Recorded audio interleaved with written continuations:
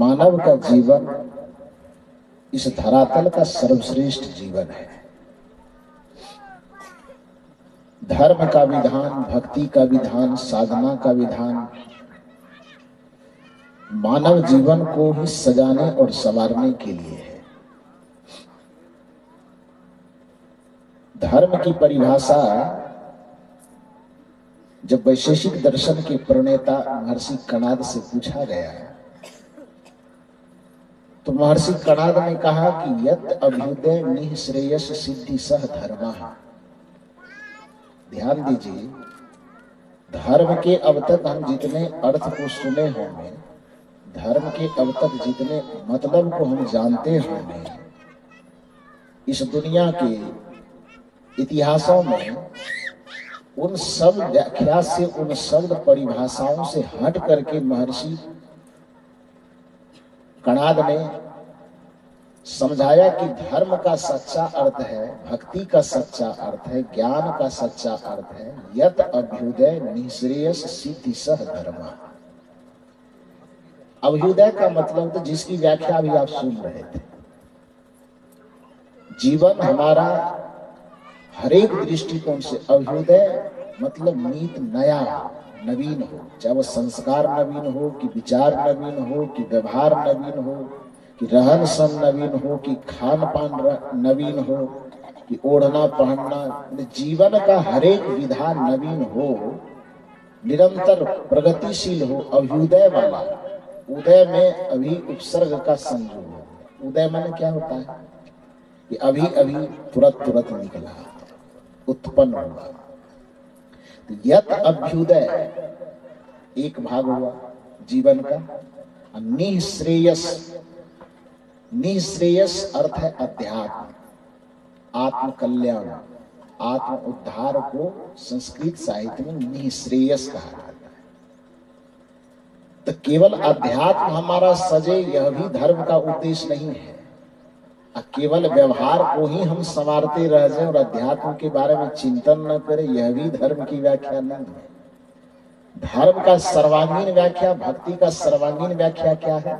यत अभ्युदय निःश्रेयस सिद्धि सह धर्म। जिस आचरण को अपनाने से, जिस क्रिया को जीवन में धारण करने से अभ्युदय और निःश्रेयस दोनों की सिद्धि हो, व्यवहार और परमार्थ दोनों की सिद्धि हो, उसी को सच्चे अर्थ में ज्ञान, सच्चे अर्थ में भक्ति, सच्चे अर्थ में धर्म कहा जाता है। हमारे और आपके जीवन का दो हिस्सा है, क्योंकि दो के समन्वय से आपका और हमारा जीवन है। एक को हम जान रहे हैं जिसको हम शरीर कहते हैं, और दूसरा है जो इस शरीर के अंदर रह करके जीवन को बचाए रखा है, जिसको हम आत्मा कहते हैं। केवल शरीर ही जीवन नहीं है और केवल आत्मा भी जीवन नहीं है, बल्कि शरीर और आत्मा दोनों का संयोग जीवन है, और दोनों का वियोग ही मृत्यु है। यदि जीवन की परिभाषा कुछ भी हो सकती तो वह यही हो सकती कि आत्मा और शरीर के संयोग को हम जीवन कहते हैं और आत्मा और शरीर के वियोग को हम मृत्यु कहते हैं। तो जब दो के संयोग से जीवन चल रहा है और उसमें एक के बारे में तो हम खूब सोचें और दूसरा के बारे में कभी ख्याल ही न करें, तो ये अन्याय है कि नहीं है? ये अन्याय दुनिया के अधिकांश आदमी करता है कि शरीर और संसार के संबंध में बहुत सोचता है। जीवन जब तक जन्म लिया, जब से होश संभाला, सबने बस वही व्यवहारिक जीवन को सजाने संवारने में सारा समय लगा।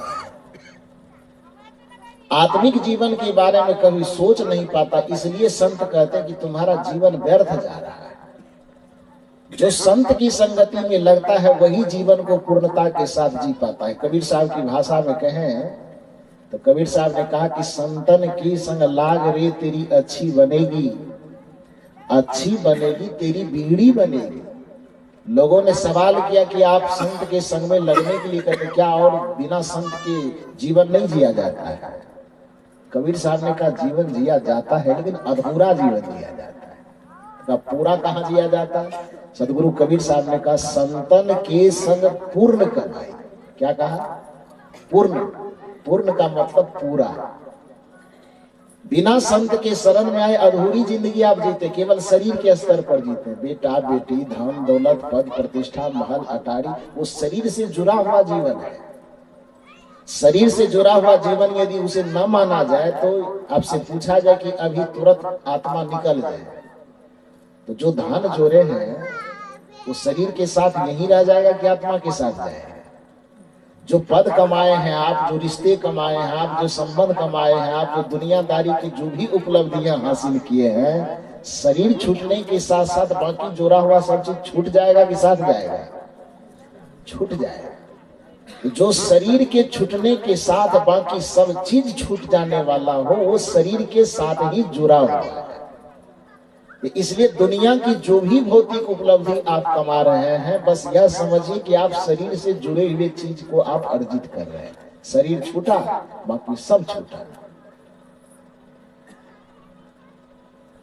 आत्मा के साथ कुछ रहने लायक उसकी भी कमाई करें। यदि आप ऐसा नहीं करते हैं तो इसका मतलब है कि आप अधूरी कमाई करते हैं। इसलिए कबीर साहब कहते हैं कि संतन के संग पूर्ण कमाई। जब संत की संगति में आ जाओगे तो फिर संत वह जीवन का रास्ता बताएंगे जिस जीवन से आपको पूर्ण कमाई हो सके। व्यवहार भी सज जाएगा और परमार्थ भी सज जाएगा, अभ्युदय भी हो जाएगा और निःश्रेयस की सिद्धि भी, दोनों की सिद्धि हो जाएगी। यत अभ्युदय निःश्रेयस सिद्धि सह धर्म, जिससे हमारा व्यवहार और परमार्थ दोनों सज जाए, जिससे हमारा शारीरिक और आत्मिक दोनों जीवन सज जाए, जिससे हमारा व्यवहार और परमार्थ दोनों सज जाए। सदगुरु कबीर साहब की दृष्टि में उसी को भजन और उसी को भक्ति कहा जाता है। इसलिए सदगुरु कबीर साहब कहते हैं कि जीवन के हर एक अवगुणों को सजा शोधते जाओ, अवगुणों को छोड़ते जाओ, इसका नाम भी भजन है। मन की तरंग मार लो बस हो गया भजन। कबीर साहब केवल माला जपने को ही भजन नहीं कहते, बल्कि कबीर साहब जीवन के अवगुणों को निकालने को भी भजन कहते हैं। जीवन की बुराई को निकालने को भी भजन कहते हैं। आदत बुरी सुधार लो, आदत बुरी सुधार लो। किसी को शिखर खाने की आदत वो छोड़ दिया तो एक भजन उसका पूरा हुआ। कोई बैठ करके एक माला जप रहा है, कबीर साहब कहते हैं उसको भजन कहते हो तो किसी ने अपने जीवन से दारू का त्याग कर दिया है, तो इसको भी भजन कहना शुरू करो, ये भी भजन के दायरे में। मन की तरंग मार लो बस हो गया भजन। लेकिन साथ साथ आदत बुरी सुधार लो, आदत बुरी सुधार लो बस हो गया भजन। मन की तरंग मार लो बस हो गया भजन। मन की तरंगों को मारना जितना भजन के दायरे में आता है, बुरी आदतों को सुधारना भी उतना ही भजन के दायरे में। तो आपके जीवन में जो भी बुरी आदतें जिसके बारे में भी आप सुन रहे थे, बुरी आदत का मतलब केवल एक ही बुरी आदत नहीं होती। बुरी आदतों में बहुत से शामिल है। गलत खान पान ये बुरी आदत है, गलत रहन सहन ये बुरी आदत है, पति पत्नी में झगड़ा करना ये बुरी आदत है, बच्चों को साफ सुथरा न रखना ये बुरी आदत है, गलत खान पान करना ये बुरी आदत है। बुरी आदत के अंदर बहुत कुछ आ सकता है। आपके मुंह से निंदा निकलती ये बुरी आदत है, झूठ बोलना ये बुरी आदत है, बात बात में अपने छोटे बच्चों को कुछ गाली बकना ये बुरी आदत है, जरा सा गुस्सा आया कुछ और बच्चे को गाली बोल दी। और सही बता रहे हैं कि आप छोटी छोटी जिन आदतों को समझते हैं कि हमारे करने से बच्चे पर कोई फर्क नहीं पड़ता है, नहीं, बड़ी छोटी छोटी बातों का असर बच्चों पर पड़ता है। मैं एक छोटी सी घटना बताया करता हूँ। बिहार राज्य का पड़ोसी राज्य है झारखंड। आज से लगभग 10-12 साल पहले वहां मेरा कार्यक्रम हुआ। वैसे 15 साल पहले लगभग हुआ था। तो वहां जब मैं कार्यक्रम करने जाता था उस इलाके में, तो एक घर में थोड़ी अच्छी सुविधा थी तो लोग मुझे रखते हुए थे। तो हम ठीक करने जा रहे हैं। कार्यक्रम भले ही 2-4-5 किलोमीटर की दूरी में हो, लेकिन लोग वहीं पर रखते थे कि साहब यहाँ थोड़ा ठीक ढंग से रहेंगे, तो इस लिहाज से वहां पर मुझे रखते। उस घर में रहते रहते 2-4 बार आते जाते, उस घर के जो छोटे छोटे बच्चे थे उनसे थोड़ा लगा हो। शायद अपने अपने उम्र वाले से लोग दोस्ती जल्दी कर लेते हैं, तो हम लोगों को उस समय में बूढ़े बूढ़े लोगों से दोस्ती थोड़ा कम होती थी क्योंकि हम लोग उस श्रेणी में भी नहीं आते। तो छोटे बच्चे, हम उम्र के जो लोग थे उनसे दोस्ती थोड़ी जल्दी हो जाती। और हमारा थोड़ा कुछ व्यवहार भी इस तरह का है कि गंभीर रहने की आदत हमारी नहीं है, और हम गंभीर कभी रहना भी नहीं चाहते, क्योंकि हम बचपन से पढ़ते आए कि फूलों से नित हंसना सीखो, भौरों से नित गाना, तरों की झुकी डालियों से सीखो शीश झुकाना, दूध तथा पानी से सीखो मिलना और मिलाना, सीख हवा के झोंकों से ले कोमल भाव बहाना। तो यदि फूलों से मुस्कुराना सीखना है तो फूल जैसा मानव जीवन आपको मिला है तो सदैव मुस्कुराना, क्योंकि मानव जीवन की परिभाषा और चाहे जितनी ज्यादा दी जाती हो वो अलग में बात है, लेकिन मेरी दृष्टि में इस मनुष्य को यदि अपने दो संपदा की रक्षा जीवन भर करनी चाहिए तो दो संपदा है, एक उनका स्वास्थ्य और दूसरी संपदा उसको अपने चेहरे की मुस्कुराहट। इसको कभी नहीं गंवाना चाहिए।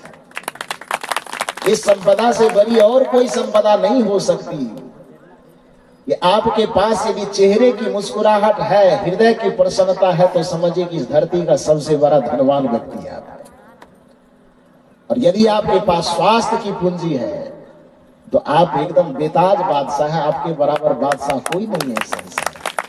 स्वर्ग की भी कल्पना की गई हमारे समाज में, हमारे परंपरा में 7 स्वर्ग की कल्पना की गई। तो उसमें पहला स्वर्ग जो बताया गया, क्या बताया गया?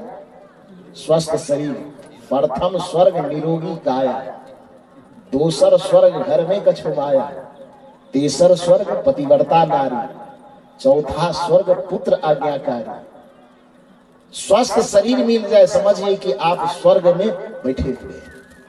स्वस्थ शरीर के साथ साथ आपका हृदय भार से मुक्त है, मन दिल और दिमाग टेंशन से परेशानी से मुक्त है, और आपके चेहरे पर एकदम मधुर मधुर मुस्कान छाई हुई है। समझ लीजिए कि आपके पास धन और दौलत की जागीर हो कि न हो, फिर भी दुनिया के बादशाह आप हैं। तो इसलिए कभी कभी मौका लगे संबंधों में, रिश्तों में, घर में, परिवार में, आपस में बैठ करके कभी कभी ऐसा अवसर निकालिए जिसमें हंसी हो, मजाक हो, थोड़ा खेल सके, थोड़ा हंस सके, और उम्र चाहे आपकी जो कुछ भी हो लेकिन अपने बचपना को जिंदा रख सके, ऐसा अवसर पैदा करना चाहिए। बिहार में समस्तीपुर एक जिला है, वहां पर एक हार्ट का डॉक्टर था। वहां जब अपने क्लिनिक का थोड़ा उद्घाटन करवा रहे थे तो एक बार ले गए, चलिए थोड़ा सा, तो गया। वो हार्ट वगैरह का इलाज करते थे। एक बहुत सुंदर बात उन्होंने लिख रखा था अपने गेट पर, जो उसके अंदर चैम्बर था ना डॉक्टर साहब, तो डॉक्टर साहब के चैम्बर के जो दरवाजे थे चौखट के ऊपर में लिखा हुआ था, ध्यान से सुनिए। दिल को खोलने वाला डॉक्टर जो था, तो दिल को खोलने वाले डॉक्टर ने अपने चैम्बर के गेट पर लिख करके रखा था कि आपको यहाँ पर अपना दिल खोलवाने के लिए इसीलिए आना पड़ा है क्योंकि अपने परिवार में आप कभी दिल खोल करके हंसे नहीं हैं। समझे? काश यदि अपने पति पत्नी के बीच में हमेशा ऐसा मुंह बना करके न रहे कि लगे कि एक दूसरे को देख करके जमराज को देख रहा है। हाँ, माता पिता को बच्चे देखे तो उसे खिल जाना चाहिए। बहुत सारे संत भी इस प्रकार का नेचर बना के रहे, सूर्य को देखने के साथ कमल खिले नहीं, गुलाब मुस्कुरावे नहीं, तो फिर उस सूर्य का आना बेकार है। उसी तरह से संत को देख करके भक्तों का हृदय खिल न जाए तो फिर उस संत का आगमन बेकार है। चेहरा एकदम, दिल एकदम, हृदय एकदम खिला हुआ होना चाहिए। ऐसा मुंह लटका के नहीं रखना चाहिए कि लगे कि सीधे जमराज से भेंट हो रहा है।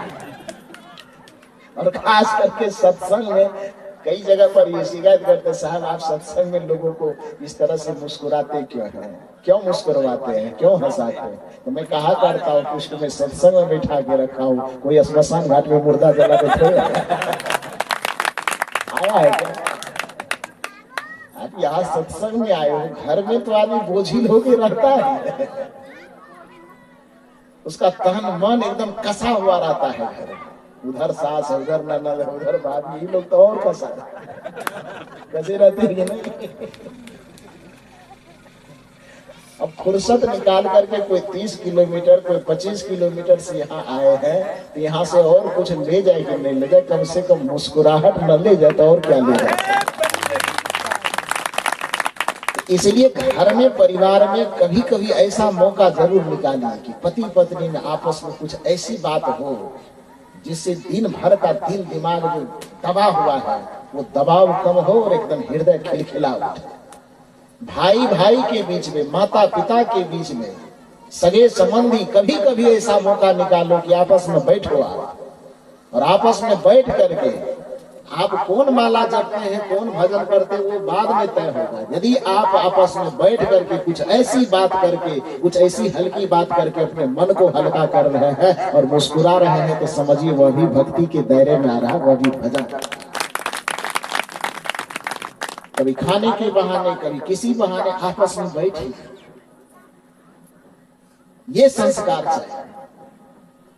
तो कहने का ये मतलब है कि अपना उस तरह का व्यवहार बना करके रखे जिसके कारण युवा पीढ़ी के लोग, बच्चे लोग हम लोगों से थोड़ा ज्यादा करीब, अब पढ़े लिखे विभाग से जुड़े हुए होने के कारण, साहित्य से जुड़े, पढ़ाई लिखाई से जुड़े हैं, तो खास करके जो विद्यार्थी वर्ग के लोग हैं वो हम लोगों के करीब थोड़ा ज्यादा है और आपस में बढ़िया से खुल करके बातचीत करते हैं। जो भी उसकी समस्या, जो भी बात होती है खुल करके रखते हैं, रखना भी चाहिए। तो एक छोटा सा बच्चा था जिसकी उम्र लगभग 3-4 वर्ष रही, कि बिहार राज्य का जो पड़ोसी राज्य है झारखंड, वहां कार्यक्रम में जाते थे, एक सज्जन के यहाँ ठहराया जाता था, उसके यहाँ लगभग 4 साल का एक बच्चा था। तो प्रथम साल से ही उससे थोड़ी सी घनिष्ठता हो गई उस बच्चे से, कुछ मिठाई वगैरह भी देते थे, कुछ पढ़ाई लिखाई की बात करते थे। तो जब 2-3 बार गया और घनिष्ठता बढ़ गई, तो जिस रोज हम जाते थे 2 दिन रहे कि 3 दिन रहे, वो विद्यालय छोड़ देता, नहीं जाता। उसके माता पिता भी उसको छुट्टी दिलवा देते थे, क्योंकि उसे लगता था कि अब गुरुजी के पास है तो स्कूल वाली पढ़ाई यही हो जाएगी, शायद उससे भी ज्यादा पढ़ाई हो जाए, तो माता पिता उसको छुट्टी भी दिलवा देते।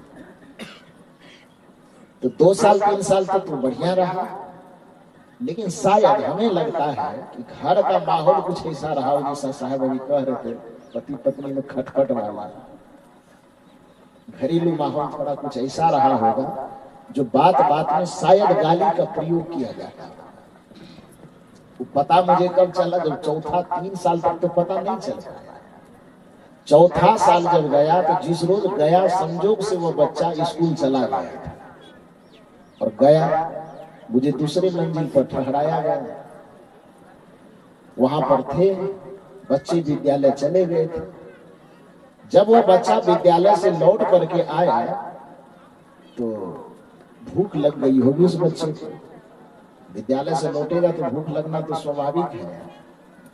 तो अपने माँ से कहती है कि मम्मी भूख लगी है, कुछ खाना दो। तो मम्मी किचन चेक की तो सब्जी तो ठीक ठाक था, सब्जी की मात्रा घट गई थी, सब्जी नहीं थी। तो माँ यह सोची कि अब तो बड़ा दिक्कत हो गई। तो उसने बच्चे से कहा, देखो देखो तुम्हारा गुरुजी आए हैं, कुछ फूल लो और जाके गुरुदेव का दर्शन करके आओ, तब तक मैं खाना बनाता। शायद उसके मन में आया कि गुरुजी से भेंट करने जाएंगे, तब तक मैं आलू वगैरह कुछ भुजिया वगैरह थोड़ा बना देंगे झटपट। तो माँ ये जिद की कि बेटे जाओ, वहां पर गुरुजी आए हैं, थोड़ा दर्शन कर लो। अब बच्चा का गुरुजी से दर्शन बाद में करेंगे, खाना लो तो भूख लगी। माँ कहे कि ठीक है गुरुजी से दर्शन, उसकी भी मजबूरी थी। कि वो तब तक मैं जाता तो कुछ बनाती थी।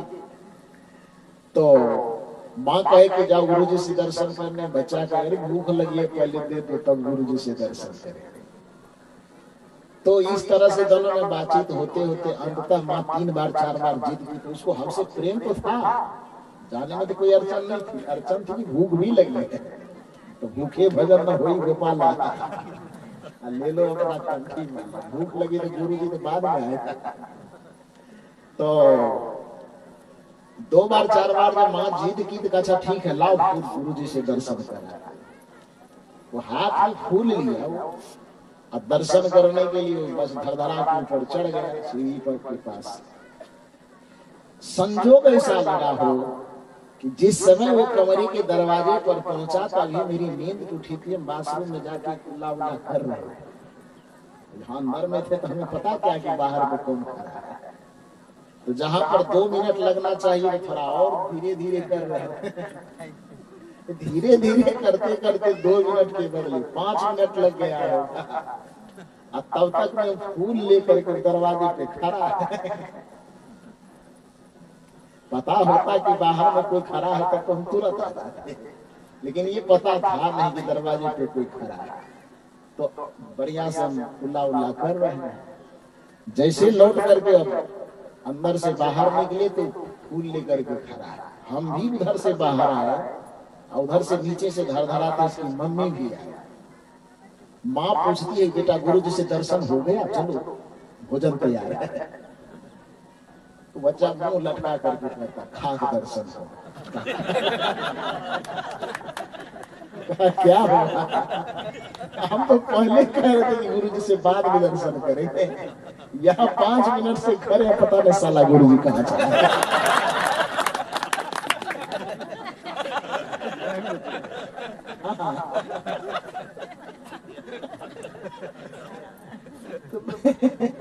सुन करके मुझे बड़ी जोर हंसी है। उसकी माँ भी हंसते हंसते लोटपोट हो गई। उन्होंने कहा गुरुजी पूरी दुनिया में कहीं आप घूमे होंगे ऐसा गजब स्वागत है कभी होगा ही नहीं। मैंने कहा हालांकि हंसी आई सबको, बच्चा था, लेकिन यह एक चिंता का विषय है। बाद में मैंने उनसे माँ से बातचीत की, उसके परिवार वालों से बातचीत किया। ये छोटा सा बच्चा 3 साल से मेरे संपर्क में, इसके स्वभाव को मैं जानता हूँ। इसके मुंह से गुरुजी के प्रति गाली निकल रहा है, ठीक है, वो उसके समझ में नहीं कि हम गाली बक रहे हैं, वो तो अचानक निकल रहा है, उसको क्या पता कि हम गाली बक रहे हैं। लेकिन उसके मुंह से किसी भी कारण से गाली निकल रही तो स्वाभाविक है कि इस बच्चे के परिवेश में गाली का ऐसा माहौल रहा होगा जो बातचीत के क्रम में उसके मुंह से गाली निकल रही है, उसको पता भी नहीं चल रहा है कि गाली निकल रही। मैंने कहा कि हंसने वाली जितनी बात है उतनी ज्यादा ये चिंता की बात है कि आप ये बताओ इस बच्चे को विद्यालय में कोई कोर्स में गाली लिखी हुई होगी, किसी सब्जेक्ट में, ऐसा तो है नहीं। जहां तक मेरी समझ है कोई प्रिंसिपल कोई टीचर भी गाली नहीं सिखा रहा होगा। विद्यालय का माहौल भी शायद ऐसा नहीं होना चाहिए। ये गाली न कोर्स से सीखा है, न टीचर से सीखा है, न विद्यालय के माहौल से सीखा है। ये गाली आखिर सीखा था। तब वो माथा नोचते नोचते कहती है कि बात बात पर पप्पे थोड़ा थोड़ा गाली दीजिए। मतलब समझे कि मतलब इसके पापा थोड़ा थोड़ा गाली बकते। हम कहते तो हो गया महा चौपट। जिस चीज के बारे में आप समझते हैं कि हमारे लड़ने से, झगड़ने से, गाली गलौज करने से बच्चे पर कोई प्रभाव नहीं पड़ रहा, सही बोल रहे हैं। जिसको आज आप अपना बेटा और बेटी समझ रहे हैं, कल वही चल करके आपके माँ और बाप बनने वाला।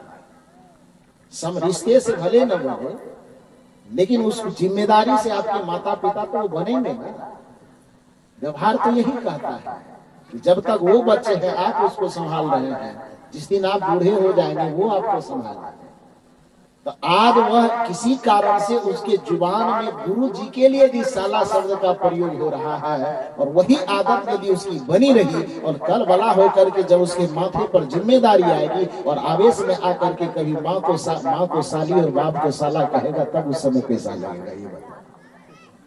अभी तो बच्चा है तो उसकी बात सुनने में, गाली उठपटांग भी सुनने में थोड़ा मीठा लगा, लेकिन कल वही जब बड़ा होगा, उसके मुंह से माँ के लिए गाली निकले, पिता के लिए गाली निकले, तो शायद आश्चर्य की बात नहीं होगी, लेकिन उस समय लगेगा कैसे ये बताएं।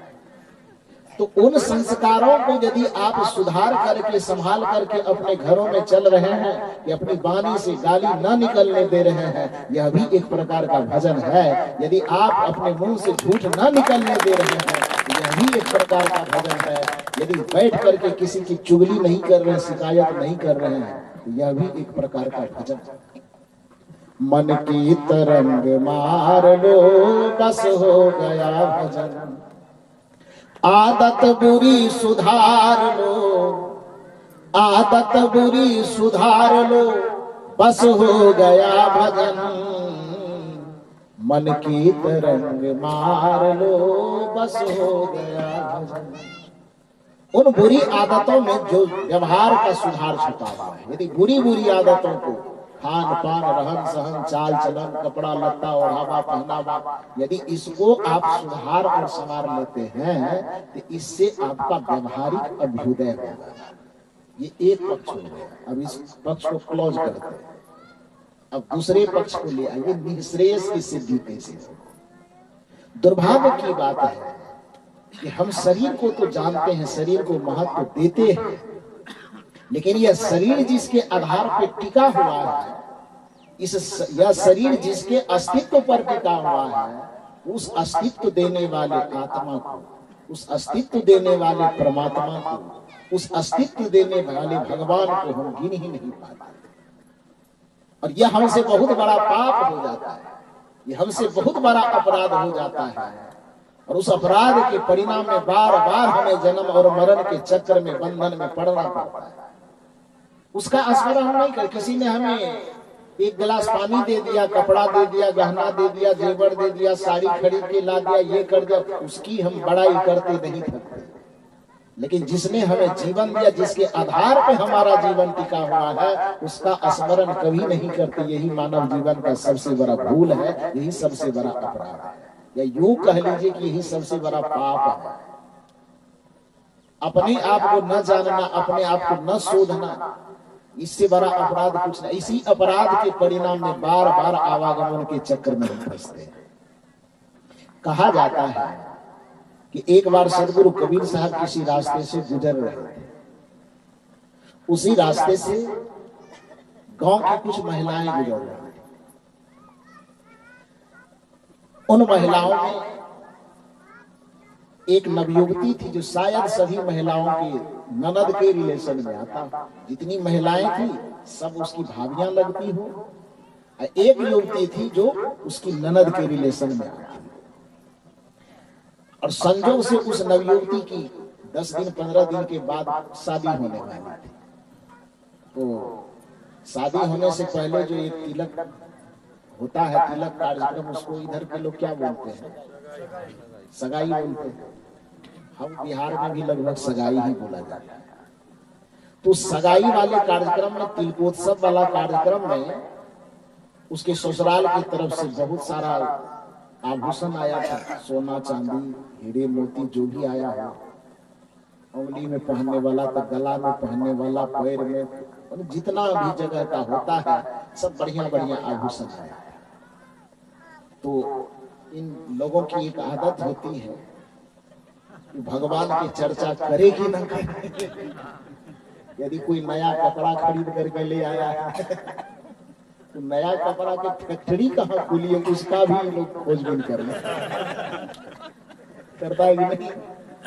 कोई बढ़िया कोई आभूषण खरीद के ले आया, तो कहाँ से लाए, कैसे लाए, कौन कंपनी बनाया, कहाँ बना, सब चीज खोजबीन शुरू हो जाती है, होती है कि नहीं। तो उसके यहाँ से जो मतलब लड़की के ससुराल से जो चीज भेजा गया होगा, तो आपस में सभी दूसरे से पूछ रहे थे क्या क्या सामान दिया, यदि दिया तो कौन कौन दिया, तो ये नवयुवती थी, खुश थी, क्योंकि मन के अनुकूल मिला होगा जगह ससुराल, और मन के अनुकूल सामग्री भी मिली। तो अंगूठी किसने दिया, उसकी बड़ाई, हाथ में पहनने वाला कंगन किसने दिया, उसकी बड़ाई, पैर में पहनने वाला जिसने दिया उसकी बड़ाई, कान में पहनने वाला उसकी बड़ाई, नाक में पहनने, इसको क्या बोलते हैं आप? हम लोग इसका नाम रखे हाथी का खुट्टा। क्या बोलते हैं? बोलते हैं जी। तो जो सामग्री उसको दी गई थी सबकी बड़ाई किए जा रहे थे। संयोग की बात, कबीर साहब जो बगल से जा रहे थे, तो आप तो जानते हैं कबीर साहब इसके से आत्मज्ञानी ब्रह्मज्ञानी महापुरुष थे कि उसको जीवन का कोई समस्या सुलझाने के लिए, कोई सूत्र देने के लिए वेद उपनिषद शास्त्र के पन्ने कम पलटने पड़ते। उसके आत्मा से प्रकृति में घटने वाले किसी भी घटना को आधार बना करके आत्मा से एक नया सूत्र निकाल देते थे, एक नया वेद की उत्पत्ति हो जाती थी। ये कबीर साहब ने वो रास्ते चल रहे हैं, रास्ते चलते हुए यदि किसी के अहंकार पर चोट करना हो, उसके अहंकार पर चोट करने के लिए वेदों और शास्त्रों से उदाहरण ढूंढ करके नहीं लाते थे। रास्ते चलते यदि रास्ते के किनारे कहीं लंबा खजूर का वृक्ष दिख गया तो कबीर साहब का वेद हृदय से प्रकट होता था। बड़ा हुआ तो क्या हुआ, अहंकारी मनुष्य के अहंकार को दर्शाने के लिए नया वेद। बड़ा हुआ तो क्या हुआ, जैसे पेड़ खजूर, पंथी को छाया नहीं, फल लागे अति दूर। ये अहंकार पर चोट करने के लिए दर्शाया गया यह वेद है।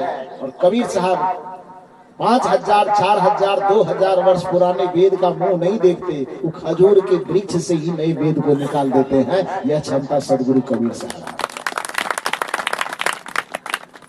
यदि मानव जीवन की दुर्दशा को यदि दर्शाना हो, उसे अपने घर आंगन से बाहर भी दृष्टि डालने की जरूरत नहीं पड़ती है। बस आंगन में निगाह दौड़ा देते हैं और आंगन के किसी कोने में यदि माँ बहनों ने जाता चक्की रखा हो, बस उसी से वेद निकाल लेते हैं। चलती चक्की देख के दिया कबीरा रो, दो पाटन के बीच में साबुत बचा दो।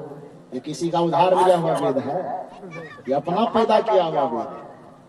यदि किसी को अहंकार का बोध देना हो, अहंकार से मुक्त करना हो, कहीं कोई वेद शास्त्र उपनिषद के मुंह देखने की आवश्यकता नहीं पड़ती है। रास्ते चलते किसी कुम्हार को घड़ा बनाते देखता है, वहीं से वो वेद पैदा हो जाता है। माटी कहे कुम्हार से तू क्या रौंदे मो, एक दिन ऐसा आएगा मैं रौंदूंगी। कोई भी घटना ऐसी नहीं कि कबीर साहब की दृष्टि से बच करके निकल जाए। हर एक घटना से एक सूत्र निकाल सके, यह सदगुरु कबीर साहब के पास अद्भुत क्षमता थी। तो अब वो महिलाएं आपस में हंसी मजाक करते जा रही है, तो अब शास्त्र बचेगा, उससे भी कुछ निकालेंगे ना कबीर। तो आपस में वो ननद भाभी सब हंसते मुस्कुराते जा रही थी। उस सगाई में क्या दिया, किसने दिया, वो सब चर्चा होते जा रही थी। हाथ वाला किसने दिया, पैर वाला किसने दिया, कान वाला किसने दिया, वो हाथी का खुट्टा किसने दिया, वो खूब चर्चा होती है। कबीर साहब देखे कि सब मुस्कुरा रहे, तो हल्का सा आभास हुआ कि शायद चर्चा यही हो रही है। तो उसको और क्लियर करने के लिए, साफ करने के लिए कबीर साहब महिला मंडली के पास पहुंचे, थोड़ा सा नजदीक पहुंचे। कबीर साहब अकेले नहीं थे, उनके साथ भी संतों की मंडली थी। तो कबीर साहब अपनी मंडली लेकर के महिला जो हंसती खेलती जा रही थी उसके करीब पहुंचे और थोड़ा सा हाथ जोड़ करके निवेदन किया कि आप लोग आपस में क्या हंसते खेलते जा रहे हैं, थोड़ा सा हमको बताने की कृपा कीजिए। तो महिलाएं शर्मा गई। एक तो कबीर साहब इतने बड़े संत, वो तो आपस की हंसी मजाक थी, दूसरे को कैसे सुनाए, और उसमें भी वो एक संत को, कबीर साहब जैसे संत को कैसे सुनावे कि हम लोग क्या मजाक कर रहे हैं। फिर भी कबीर साहब ने एक बार दो बार जोर डाला कि देखिए आप अन्यथा मत लीजिए, बताइए, हो सकता है उससे कुछ मैं अच्छी बात कह दूं। आप तो बहुत ज्यादा कहने पर महिला में से जो एक महिला रही होगी उसने कहा साहब हम लोग आपस में थोड़ा हंसी मजाक करते हैं, हम सब भाभी के रिलेशन में हैं, ये नवयुवती ननद के रिलेशन में है, 10 दिन के बाद इसकी शादी होने वाली है, अभी अभी थोड़ी सगाई हुई है, उस सगाई के क्रम में इसके आंख नाक कान मुंह में आभूषण जो इसके घर से वहां ससुराल पक्ष से आया होगा तो किसने क्या भेजा, वो गिफ्ट देने वाले की बड़ाई कर रहे थे। कबीर साहब ने कही तो बहुत अच्छी बात है, देने वाले की तो बड़ाई होनी ही चाहिए। अब इतना बड़ा सत्संग यहाँ के हमारे यादव समाज के जो बंधु हैं, नाम थोड़ा सा मैं भूल रहा हूँ, क्या क्या नाम है? मोहन बाबू, चम्मन बाबू, दयाराम जी, मोहन चम्मन दयाराम यादव जी त्रिबंधु और डॉक्टर हेमलाल बाबू, और साथ साथ अपने बागबहरा सर्व कबीर पंथ समाज के जितने पदाधिकारी हैं उनके सहयोग से ये सत्संग हो रहा है, तो उनकी भी तो बड़ाई होनी चाहिए कि नहीं होनी चाहिए। देने वाले हर एक दाता का बड़ाई होता है, दुनिया में होना भी चाहिए। तो इन सब लोगों ने मिल करके इस समाज के सामने सत्संग दान किया है, ज्ञान दान किया है, तो इनकी भी बड़ाई होनी चाहिए। एक बार जोरदार ताली बजा करके, नहीं तो आप कहाँ थे हम कहाँ थे, हम दोनों को इकट्ठा करने का काम इन्होंने किया, तो इसकी तो बहुत बहुत बधाई धन्यवाद इन सबों को मिलना ही चाहिए। न तो आप मुझे न देख पाते और हम आपको न देख पाते, आप लोग उनको बधाई मुझे दिखाने का दीजिए कि न दीजिए, लेकिन हमें आप लोगों का दर्शन करवा दिया, इसलिए हम उन लोगों को बहुत बहुत बधाई। देने वाले हर किसी की बड़ाई होती है और बड़ाई होना चाहिए। तो कबीर साहब ने कहा कि तो बहुत अच्छी बात है कि जिसने आपको कान वाला दिया, नाक वाला दिया, पैर वाला दिया, हाथ वाला दिया, उस देने वाले की आप बड़ाई कर रहे हैं, मुस्कुरा रहे हैं, ये बहुत अच्छी बात है। लेकिन बेटी एक बात पूछूं, ध्यान दीजिए, अब शब्द पर गहराई की तरफ जा रहा है, अब हंसने वाला समय गया। कबीर साहब कह रहे हैं कि जिसने तुम्हें नाक पर पहनने वाला आभूषण दिया उसकी बड़ाई कर रहे हो, वो धन्यवाद है। जिसने कान में पहनने वाला आभूषण दिया उसकी बड़ाई कर रहे हो, बहुत बहुत धन्यवाद है।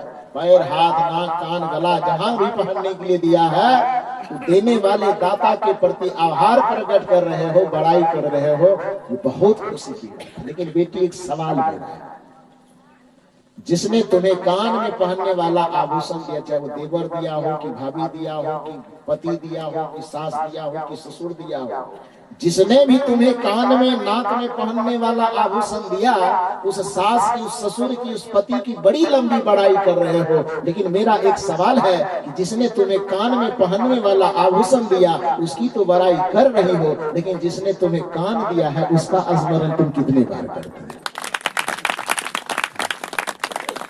नाक पर आभूषण देने वाले की तो बड़ी लंबी बड़ाई करते हो, करना भी चाहिए, लेकिन साथ साथ ये स्मरण रखो कि जिसने तुम्हें नाक दिया है उसको कितना बार याद करते हो। गले में जिसने हार बना करके दिया उसकी तो बड़ाई करते हो, बड़ाई हाँकते, बड़ी लंबी चौड़ी हाँकते हो, लेकिन जिसने तुम्हें गला दिया हो उसका कितना बार स्मरण करते हो। और कदाचित तुम्हारे पास आभूषणों की ढेर लग जाए, पूरी दुनिया की आभूषण दे दी जाए, कान न रहे तो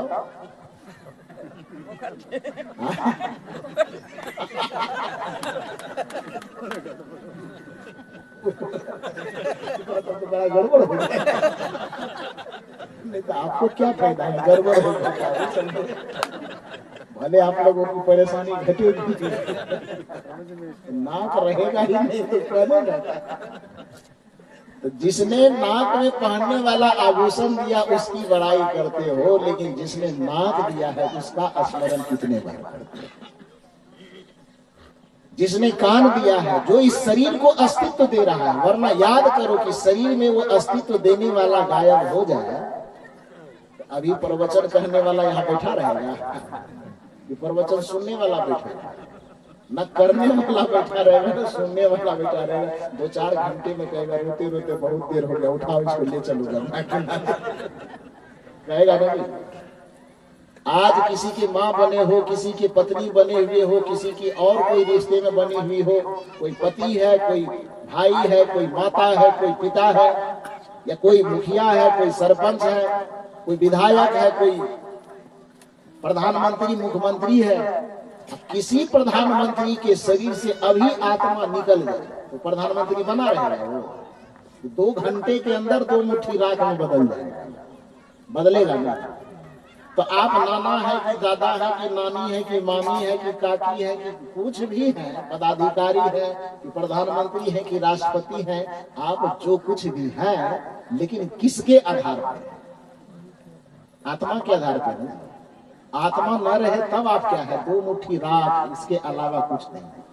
माटी के पुतले तुझे कितना घुमा। बाजा वाले भैया आवाज बढ़ाओ। नहीं बजाना नहीं है, आवाज सिर्फ बढ़ा दीजिए।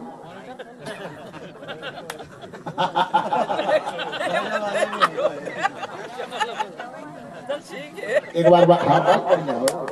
बाजा वाले भैया के लिए जोरदार ताली बजा। इसके लिए ताली नहीं बजाती, इसलिए आवाज को कस के रखता है। हाँ,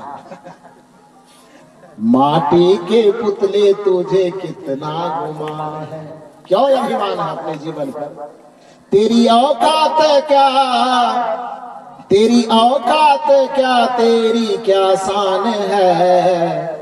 माटी के पुतले तुझे कितना गुमान है। आपको लगता है कि हम अपने जीवन को बचा लेंगे, आत्मा के बगैर कैसे बचाएंगे भाई? आत्मा नहीं है तो बाप बेटे का संबंध कोई मायने नहीं रखता, पति और पत्नी का संबंध कोई मायने नहीं रखता, गुरु और शिष्य का भी संबंध कोई मायने नहीं रखता है। दुनिया के सारे संबंधों का आधार आत्मा है।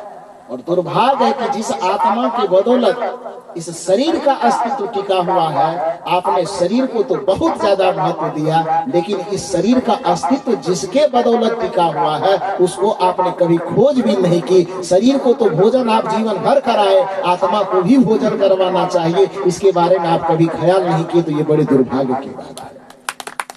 इससे चाहे आपकी अभ्युदय कितनी भी सिद्ध हो जाए, व्यवहारिक जीवन कितना भी सिद्ध हो जाए, लेकिन निःश्रेयस यदि सिद्ध नहीं हो रहा है, व्यवहार सिद्ध हो जाए लेकिन परमार्थ सिद्ध नहीं हो रहा है, तो आप जीवन को अधूरा जी के जा रहे हैं, जीवन आपका पूर्ण नहीं हो रहा है।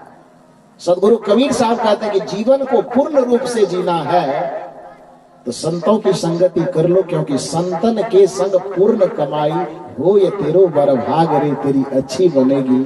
संतन के संग लाग रे तेरी अच्छी बनेगी। संत की संगति में लग जा, पूर्ण जीवन का रास्ता वहीं से खुलेगा। व्यवहार को जिया जाए यह तो सिखाएगा ही, परमार्थ को कैसे जिया जाए, शरीर को भोजन करवाया जाए व्यवस्थित तरीके से, ये तो सिखाया जाएगा ही। आत्मा को भोजन कैसे कराया जाए, शरीर को पुष्ट कैसे बनाया जाए, यह तो सिखाएगा ही, लेकिन आत्मा को कैसे पुष्ट बनाया जाए, शरीर की संपदा कैसे कमाई जाए, यह तो बताएगा ही, लेकिन आत्मा की संपदा कैसे कमाई जाए, यह रास्ता भी आपको कहीं मिलेगा तो वो संत की संगति में मिलेगा। इसलिए सत्संग को सबसे बड़ा यज्ञ तीर्थ कहा जाता है। इस सत्संग रूपी तीर्थ में, सत्संग रूपी गंगा में जो डुबकी लगाता है उसके जीवन का पूर्णोदय हो जाता है। जो इस चीज से चूक जाता है वह समझो कि वह राम नाम की संपदा नहीं कमा पाता, वो परमात्मा की संपदा, भक्ति की संपदा नहीं कमाता। इसलिए कबीर साहब ने कहा कि जीवन रहते मौका रहते लूट सके तो लूटो। और दूसरे जगह तो लोग लूटने से बचता है कि कोई मुझे लूटे नहीं, लेकिन ये गुरु कहते हैं, ये संत कहते हैं कि मैं लूटने से बचना नहीं चाहता, मैं तुम्हें आह्वान करता हूं कि तुम मुझे लूट लो। मेरे पास जो संपत्ति है, ज्ञान की संपत्ति, भक्ति की संपत्ति, त्याग की संपत्ति, वैराग की संपत्ति, सद्गुण की संपत्ति, उसको संत बचाना नहीं चाहते, बल्कि निवेदन कर करके, बुला बुला करके आपको कहते लूट लो। लूट सके तो लूट ले, राम नाम की लूट। यदि नहीं लूट पाए तब क्या होगा? अंत समय पछताएगा जब प्राण जाएगा छूट। अंत समय में पछताना पड़ेगा जब प्राण छूटेगा। इसलिए प्राण छूटने से पहले जो आपने धन और दौलत कमाया उसके लिए तो बधाई के पात्र आप हैं, लेकिन साथ साथ एक दौलत से जो आप चूकते जा रहे हैं संत आह्वान करते कि यह दौलत भी कमा लो, ताकि उस दौलत से तो जीवन भर आपने पेट भरा है, लेकिन यह दौलत भक्ति की दौलत, सत्संग की दौलत, ध्यान की दौलत, भजन की दौलत जो कमा लोगे तो आत्मा सदैव तृप्त रहेगा। फिर आपको स्वर्ग में जाकर के यहाँ से पिंडदान लेने की जरूरत नहीं पड़ेगी। तो पिंडदान बेटी यहाँ से सालों साल गया जी में जाके पिंडदान करे, क्यों करता है? क्योंकि आत्मा की भूख खत्म नहीं है। लेकिन जो सत्संग कर लेगा, जो भक्ति कर लेगा, जो साधना कर लेगा, जीते जी उसकी आत्मा इतनी तृप्त हो जाएगी कि अपने उद्धार के लिए, अपनी तृप्ति के लिए उसे बेटी और बेटियों से पिंडदान करवाने की आवश्यकता नहीं पड़ेगी। उसका आत्मा सदैव सदैव के लिए तृप्त हो, क्योंकि वह समाधि में निष्ठ हो जाए, जीते जी वह मुक्त हो जाए। और मुक्त होने का मतलब ये होता है सब विधि से तृप्त हो जाना, सब विधि से संतुष्ट हो जाने का मतलब ही है मुक्त हो जाना, आवागमन के चक्र से छूट जाना। तो सब विधि से मुक्त तभी आप हो पाएंगे जब आत्मा को भी आप संतुष्ट कर देंगे। दुर्भाग्य है कि लोग उसी चीज को बटोरने में, उसी चीज को जमा करने में अपने जीवन का इतना अवसर गंवा देता है कि उस आत्मा के संबंध में कभी सोच नहीं पाता। तो कदाचित व्यवहार की सिद्धि हो भी जाती है तो आत्मा की सिद्धि उसकी बाकी रह जाती है, और उस अधूरेपन के कारण बार बार फिर उसको आना पड़ता। कोई पूरा काम करके जाएगा तब ना बार बार नहीं आना पड़ेगा, आधा अधूरा काम करके जाएगा, आधा छूट जाएगा, तो फिर दोबारा आना पड़ेगा कि नहीं आना पड़ेगा? तो दोबारा इसलिए आना पड़ता है क्योंकि हम आत्मिक पक्ष को यहाँ से जी करके नहीं जाते। बशर्ते जीवन, मानव जीवन का जो हमें खास रूप में उपहार मिला है वह केवल पारमार्थिक जीवन को ज्यादा जीने के लिए मिला है। कबीर साहब से पूछिए, कबीर साहब बताते हैं, मत कर मोह तुम,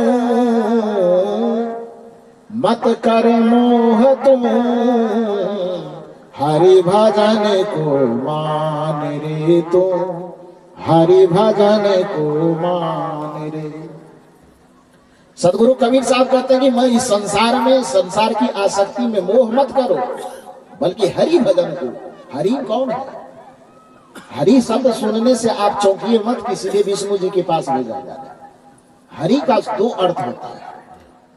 हरि के एक अर्थ में ये संत और गुरु है, और हरि के दूसरे अर्थ में वही आत्मा है जिसकी चर्चा की जा रही है। क्योंकि हरि का जो व्यवहारिक अर्थ होता है, हरंति पापानि इति च हरि, जो हमारे पापों का, विकारों का हरण करे, हरण करने के कारण उसको क्या कहा जाता है? हरि कहा जाता है। इसकी परिभाषा गोस्वामी तुलसीदास जी ने रामचरितमानस लिखने के क्रम में पहली ही पैराग्राफ में, पहली वंदना में दिया है, बंदो गुरु पद कंज कृपा सिंधु नर रूप। आगे बोल दीजिए, हरि कहा है? बंदो गुरु पद कंज कृपा सिंधु नर रूप, हरि महामोहतम पुंज जासु वचन रवि करण कर। तो बंदो गुरुपद कंज, क्यों? गुरु के पद की वंदना हमें क्यों करनी पड़ रही है? तो नर रूप हरि, नर के रूप में जो हरि दिखाई देता है वही संसार में कौन है? गोस्वामी तुलसीदास जी के दृष्टिकोण में संत और गुरु ही नर के रूप में हरि है, जिसकी वंदना वो करते हैं। और कबीर साहब तो कह ही रहे हैं कि कबीर ते नर अंध है, वह नर अंधा के समान है जो गुरु को कहते और हरि कोई और है और गुरु कोई और है, ऐसा करके जो देखता है, कबीर साहब कहते हैं मैं उसको अंधा कहता हूं। कबीर ते नर अंध है, गुरु को कहते और, हरि रूठे गुरु ठौर है, गुरु रूठे नहीं। बोल दीजिए जोर से। सदगुरु कबीर साहब कहते हैं कि वह व्यक्ति अंधा के समान है, उसको दिखाई नहीं देता है, ज्ञान में परिपक्व नहीं है। कौन? जो हरि और गुरु में अंतर करके देखता है। गुरु को कहता और है और हरि को कहता है और है। कबीर ते नर अंध है, गुरु को कहते और, लेकिन ध्यान रखो कदाचित कोई हरि रूठ जाए तो गुरु ठौर है, बचाने वाला है, और गुरु रूठे तो कोई ठौर मिलने वाला, कोई ठिकाना मिलने वाला नहीं।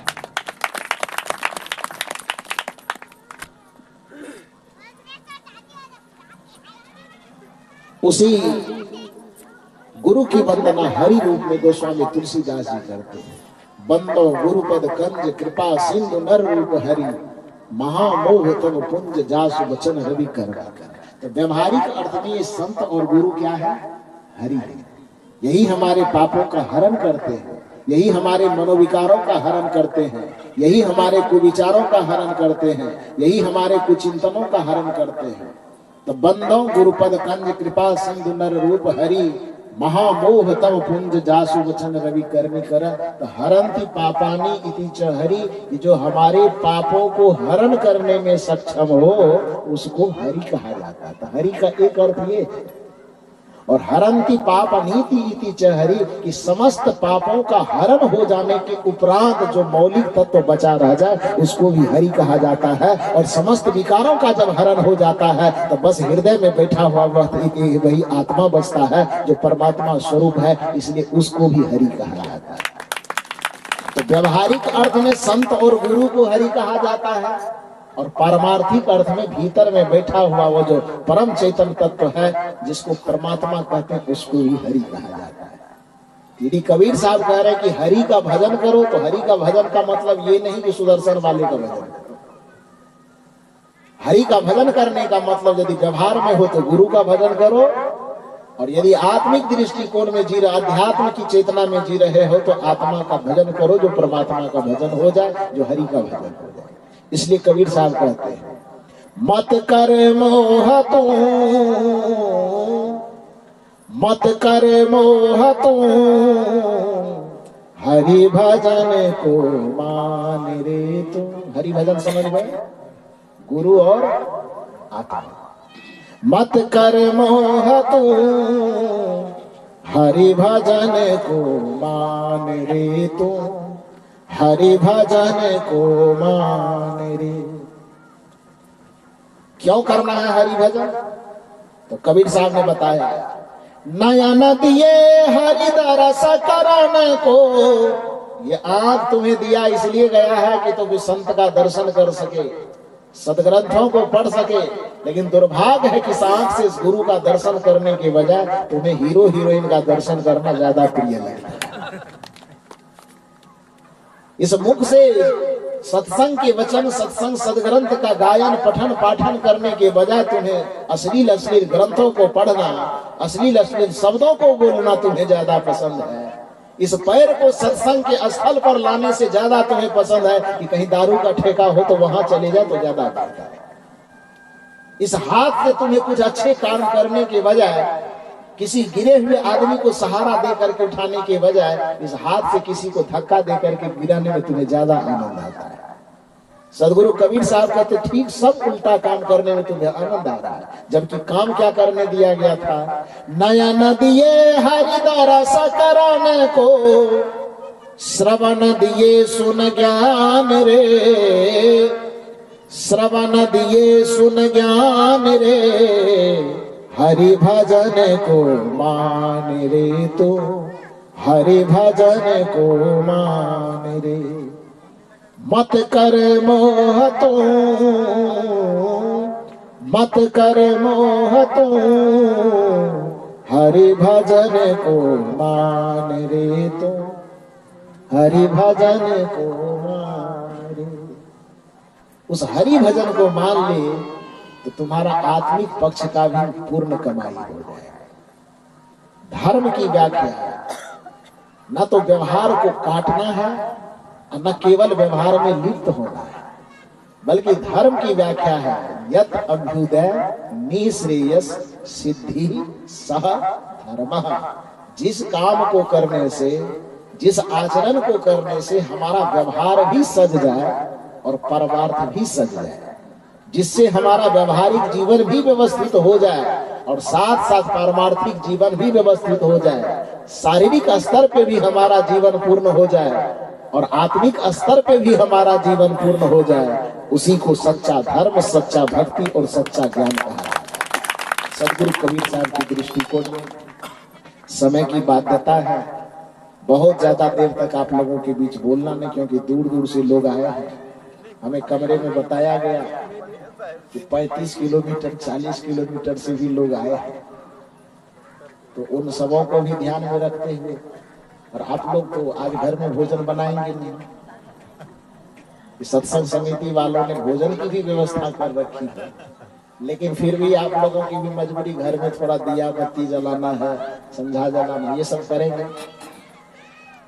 तो आप लोगों को बहुत बहुत साधुवाद धन्यवाद देते हुए फिर दोबारा जाने कब मुलाकात हो न हो, आप यहां से कुछ ले करके जाए और यहां से कुछ हमको दे करके जाए, तो बस इतना सा दे करके जाइए कि आपको और कुछ मिले ना मिले संसार में, लेकिन अपनी स्वास्थ्य और अपने मुस्कुराहट को सदैव बरकरार रखिएगा, ये हमको दे करके आश्वासन देते।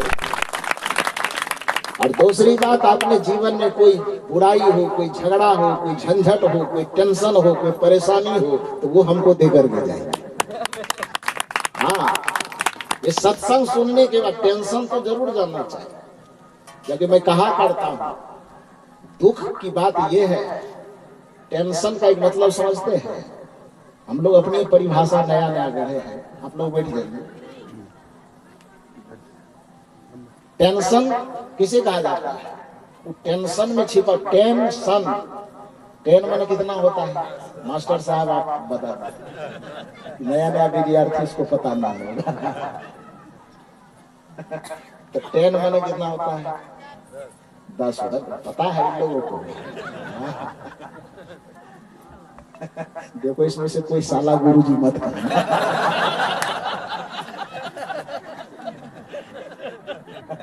तो टेंशन, टेन माने 10, सन माने क्या होता है?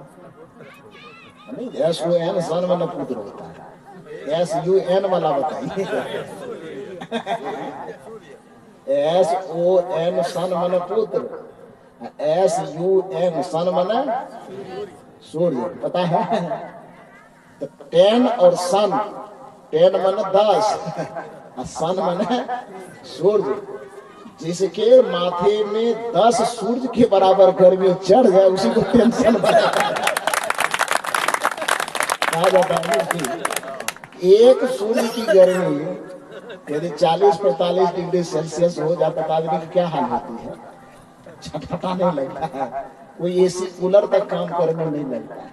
तो एक सूर्य इतना दूर में रहे और 45-46 डिग्री सेल्सियस गर्मी छोड़ दे, तो आदमी बिना पानी के मछली की तरह छटपट करता है ना। जिसके माथे पर टेंशन हो जाए, माथे में ही टेंशन आ जाए, उसका क्या हाल होगा?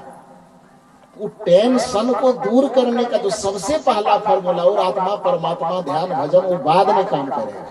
उस टेंशन को दूर करने का सबसे पहला जो फार्मूला है, वही फार्मूला मैंने आपको बताया कि कुछ ऐसा माहौल अपने घर में, परिवार में बना करके रखो। सप्ताह में हो, दिन में हो, किसी भी वक्त हो, 24 घंटे में एक बार मौका निकाल करके आपस में बैठ करके अपने हृदय को खोल कर मुस्कुराते रहो। इससे आपका टेंशन हमेशा दूर रहेगा। दिल इतना निर्भर, अब सोचिए कि डॉक्टर के दरवाजे पर वेद मंत्र से कम बड़ा ऋचा था क्या? वो इस जगह पर उसी मरीज को अपना दिल खोलवाने के लिए आना पड़ता है, वो भी पैसे लगाकर छटपटाते कि उस मरीज को इस जगह पर दिल खोलवाने के लिए उसी को पहुंचना पड़ता है, जो अपने घर में, परिवार में, मित्रों के बीच में, पति पत्नी के बीच में कभी दिल खोल करके हंसा ना हो, और जो कदाचित प्रतिदिन वह दिल खोल करके हंस रहा होता है, उसको डॉक्टरों के जहां दिल सिरिंज से दिल अपना खोलवाने की आवश्यकता नहीं पड़ती, कभी नहीं पड़ती। तो संपदा इस सत्संग से यदि प्रसाद कुछ ले जाना चाहते हैं तो मिठाई वाला प्रसाद मिलेगा ही, लेकिन वो ज्ञान वाला प्रसाद नहीं ले जाओ कि इतना बोझिल बन करके नहीं जीना, क्योंकि आपकी जो निजी संपदा है, मुस्कुराहट और स्वास्थ्य और संपत्ति की बंटवारा कोई न कोई कभी न कभी कर लेगा, लेकिन स्वास्थ्य और संपत्ति की बंटवारा कोई नहीं करेगा। इन दोनों को बचा करके रखना, स्वास्थ्य को बचाना और अपने मुस्कुराहट को बचा करके रखना। तो आप सबों को बहुत बहुत साधुवाद, धन्यवाद।